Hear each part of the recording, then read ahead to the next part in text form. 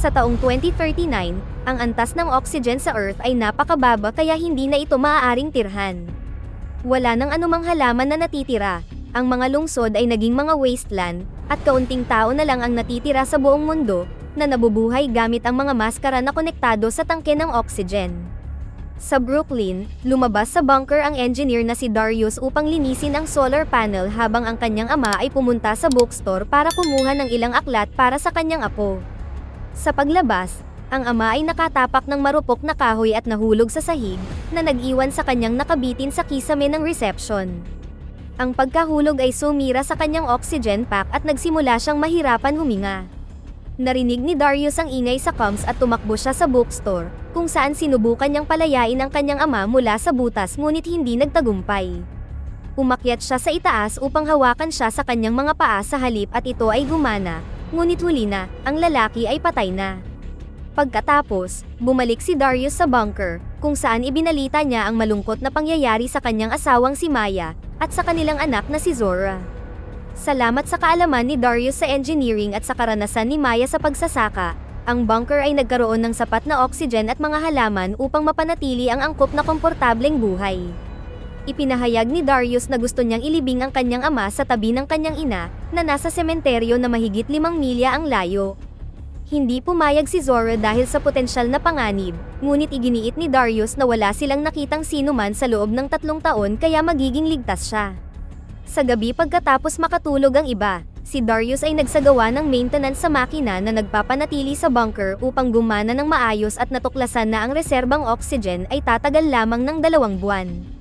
Ayon sa computer ay nakompromiso ang system, kaya kailangan niyang pumili ng mahirap na desisyon.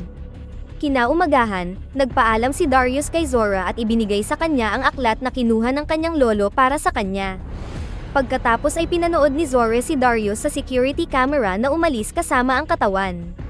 Dahil ayaw niyang mawalan ng contact sa kanya, ginamit ni Zora ang radyo para subukang makipag-ugnayan sa kanya, nagbahagi ng random na kwento tulad ng katotohanang nahulaan niya ang mangyayaring kakulangan ng oxygen ngunit walang naniwala sa kanya, mabuti na lang at kahit papaano ay natapos niya ang bunker sa tamang oras. Sa kasamaang palad, hindi kailanman sumagot si Darius, at lumipas ang 5 buwan na walang anumang balita mula sa kanya. Sinubukan ni Maya at Zora ang kanilang makakaya upang mabuhay ng sila lang. Ngayon ay tungkulin nilang lumabas sa bunker at panatilihing gumagana ang device. Lagi nilang sinisigurado na may dalang baril kapag lalabas, ngunit nagagalit pa rin si Maya sa tuwing lumalayo si Zora ng mag-isa para lang kumuha ng damit. Sa kabutihang palad, ang bunker ay may napakakapal na bakal na pinto at password lock, kaya magiging ligtas sila sa ngayon. Ginugugol nila ang oras na magkasama upang hindi malungkot ngunit kung minsan ay hindi nila maiwasan na mamiss si Darius. Hindi sumusuko si Zora at patuloy na nagpapadala ng mensahe sa pamamagitan ng radyo na pinag-uusapan ang mga alaala ng pamilya bago ang apocalypse. Ganon din si Maya at madalas lumabas para magtanim ng mga buto, umaasang balang araw ay tutubo ang isa. Nagpapatakbo din siya ng pecking error sa computer upang turuan si Zora kung paano ayusin ang anumang problema na maaaring mangyari.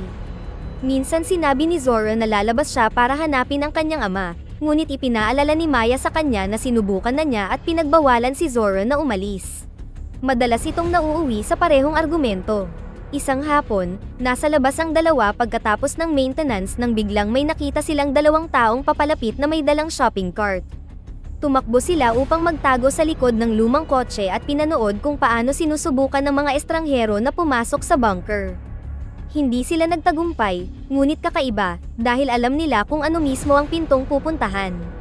Sa sandaling iyon, ang system ni Maya at Zora ay nagpaalala sa kanilang antas ng oxygen at narinig ito ng isa sa mga estranghero na tinatawag na Tess, kaya naghanap siya dala ang kanyang sandata habang ang partner niyang si Lucas ay umakyat sa bubong upang maghanap ng iba pang pasukan. Maingat na lumapit si Tess sa kotse ngunit hindi niya nakita ang mga babae.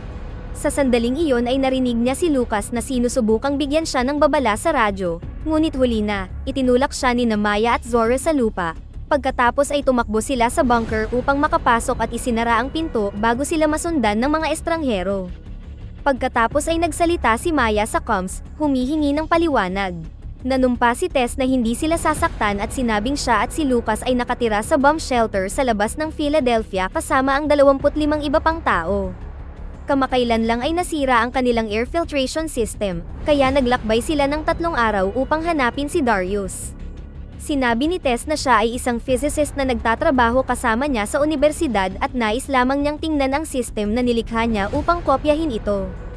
Alam niya ang pangalan ni Maya at Zora, ngunit hindi pa rin siya pinagkakatiwalaan ni Maya dahil hindi pa siya nabanggit ni Darius. Biglang ni-mute ni Zora ang mic at nagsimulang makipagtalo kay Maya kung paano magpapatuloy. Ayaw ni Zora na mamatay ang mga tao sa shelter, ngunit sa tingin ni Maya ay wala talagang shelter. Pagkatapos ng mahabang pagtatalo, nakumbinsi ni Zora ang kanyang ina na tumulong dahil kung totoong kayang kopyahin ni Tess ang teknolohiya ni Darius, maaari silang magdala ng malaking pagbabago sa mundo. Sinabihan ni Maya sina Tess at Lucas na iwan ang kanilang mga sandata sa pintuan at maghintay habang nakaluhod. Lumabas siya dala ang kanyang baril at hiniling kay Tess na talyan ang mga kamay ni Lucas, pagkatapos ay itinali din niya ang mga kamay ni Tess. Pagkatapos ay tiningnan ni Maya kung mayroon silang itinatago na iba pang armas bago ginabayan si Tess patungo sa bunker. Nang papasok na sila, lumabas si Micah sa pinagtataguan at sinabihan silang huminto, kaya nagpaputok si Maya kasabay ng paglabas ni Zora at bumaril din. Natamaan si Micah ngunit tumakbo pa rin siya at itinulak si Zora sa bunker, kaya tumakbo rin si Maya sa loob at isinara ang pinto, naiwan sina Tess at Lucas sa labas. Itinutok ng mag-ina ang kanilang sandata kay Micah at pagpasok nila sa pangunahing silid ay itinali nila ito. Pagkatapos, ginamit ni Maya ang comms para kausapin si Tess, na nagpaliwanag na isa lang itong hindi pagkakaunawaan. Si Micah ang kanilang lookout, kaya nang makita siyang nakagapos at dinadala ay naisip niyang nasa panganib siya. Hindi naniniwala si Maya sa anumang sinabi niya at sinabihan siyang umalis, kaya inanunsyo ni Tess na kukunin niya ang makina ni Darius kahit ano pa ang mangyari. Gamit ang kutsilyo, pinakawalan ni Tess ang sarili at si Lucas, at pagkatapos ay ibinalita niyang gagamit sila ng drill. Sa loob, ginamot ni Maya at Zora ang sugat ni Micah habang nagtatalo pa rin kung totoo o hindi ang kanyang kwento. Biglang tumunog ang alarm at inanunsyo ng computer na nakompromiso ang system. Sinubukan nilang tumingin sa camera, ngunit tinakpan ito ni Tess gamit ang tape. Kinuha din niya ang sandata na nabitawan ni Micah habang si Lucas ay gumagamit ng drill para subukang sirain ang pinto ng bunker. Sa kabutihang palad, nakakuha ng ideya si Zora at kumuha siya ng mga piraso ng makina upang makabuo ng contraption at pagkatapos ay inilagay niya sa pintuan. Sa pamamagitan ng pag-activate nito, nagpadala siya ng electromagnetic pulse na sumira sa drill. Tumangging sumuko, umakyat si Tess sa bubong at nag-inject ng carbon dioxide sa bunker, na nagpababa sa antas ng oxygen. Habang tumutunog ang alarma, nagmadali sina Zora at Maya na magsuot ng maskara. Umalis si Maya upang asikasuhin ang problema at nanatili si Zora upang panatilihing nakatutok ang baril kay Micah, ngunit hindi siya komportable nang magsimula itong magsalita tungkol sa anak na babae. Pagkatapos ng maraming pag-aalinlangan, nagpasya siyang ibahagi ang maskara sa kanya hanggat sinasagot nito ang kanyang mga tanong. Si Micah ay nanumpa na hindi nila pinatay si Darius at totoong kakilala siya ni Tess bago pa ang apocalypse. Sa labas, naghintay si Lucas sa pintuan para umatake, ngunit nag-ambala siya nang may makita siyang bagay sa garahe. Isinama niya si Tess doon, ngunit bago sila makapasok, gumana ang emergency lock. Sa sandaling iyon, umakyat si Maya sa bubong at nagpaputok, kaya napilitan silang magtago. Sa loob ng ilang segundo, nakaisip ang dalawa ng isang plano, kaya't si Tess ay nagsimulang magpaputok kay Maya habang si Lucas ay tumakbo patungo sa bunker. Sa loob, muling nalinis ang hangin at maaari nilang ibaba ang mga maskara, kaya ginamit ni Micah ang pagkakataong alisin ang tali. Biglang lumabas si Tess sa pinagtataguan, kunwari sumusuko. Gayunpaman, ito ay isang distraction upang makatalon si Lucas patungo kay Maya mula sa likod, na nagsimula ng labanan, na bumali sa binti ni Maya. Bilang ganti, hinampas niya ito ng mop at nasaktan ang tenga nito. Sa kasamaang palad, sinurpresa siya ni Tess mula sa likuran at natumba siya. Kasabay nito, napalaya ni Micah ang sarili at inatake si Zora, ngunit itinulak siya sa pamamagitan ng pagdiin ng kanyang hinlalaki sa sugat ni Micah. Gayunpaman, nakita ni Micah ang kanyang sandata at tinutukan siya ng baril. Makalipas ang ilang minuto, tinanggal ni na Lucas at Tess ang harang sa camera habang hostage si Maya. Itinali ni Micah si Zora at sinubukang buksan ang pinto, ngunit hindi niya magawa nang wala ang code. Bigla siyang nakaramdam ng pagkahilo dahil sa dami ng dugong nawala sa kanya at biglang bumagsak. Sa labas, nagbanta si Lucas na babarilin si Maya kung hindi bubuksan ni Zora ang pinto, ngunit nakamute pa rin ang mikropono at hindi maipaliwanag ni Zora ang sarili. Mabuti na lang at malapit ang radyo ni Micah kaya kinuha niya ito gamit ang kanyang paa at sinabi sa grupo na nakatali siya at patay na si Micah. Inutusan ni Tess si Maya na buksan ang pinto mula sa gilid na ito, ngunit ibinunyag niya na kailangan ng espesyal na badge kasama ang code at ang badge ay nasa loob upang pigilan ang mga tao na makapasok. Desperado na tulungan ng anak, inamin ni Maya na may isa pang badge ngunit nasa malayo ito. Mayroon siyang kotse, kaya pumayag si Tess na umalis kasama niya habang si Lucas ay nanatili upang magbantay. Habang nasa biyahe, ipinaliwanag ni Maya na hahanapin nila si Darius.